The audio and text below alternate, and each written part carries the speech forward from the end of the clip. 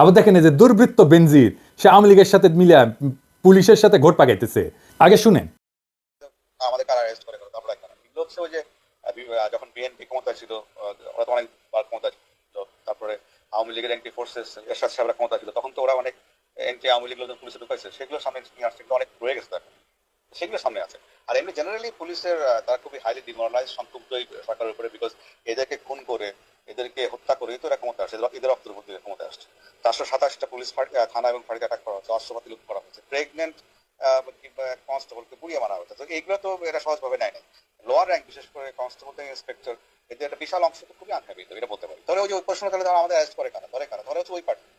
কারণ আপনারা জানেন যে এই আপনার এই 5 তারিখের পরে একটা বিশাল অফিসার গ্রুপ তারা কর্মস্থল ত্যাগ করছে আর আসে নাই।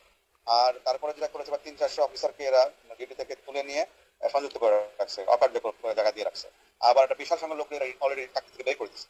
আর এরা একটা রিটায়ার্ড লোককে চাকরিতে নিয়ে আসছে। আর ওদের সময় যারা পেশাদের সময় বিএনপি ক্ষমতা ছিল একাধিক, বা ওদের সময় জিয়া রহমানের সময় এদের তো অনেক লোকজন 80 দশকে যারা রিক্রুট হয়েছে এখন চাকরিতে রয়ে গেছে অনেক। তো 90 দশকে যারা ঢুকছে তারা অনেক চাকরিতে রয়ে গেছে এখন।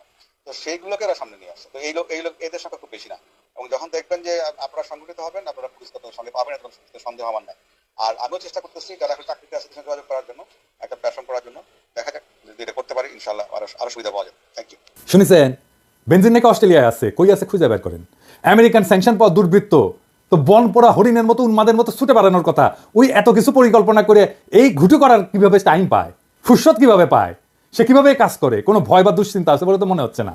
সন্দেহভাজন পুলিশ অফিসার যারা আওয়ামী বেনিফিশিয়ারি ছিল তাদের মোবাইল ফোন জব্দ করে ফরেন্সিক করেন, দেখেন কাদের কাদের সাথে যোগাযোগ করছে বেনজিরের মধ্যেই, তাদের চিহ্নিত করেন।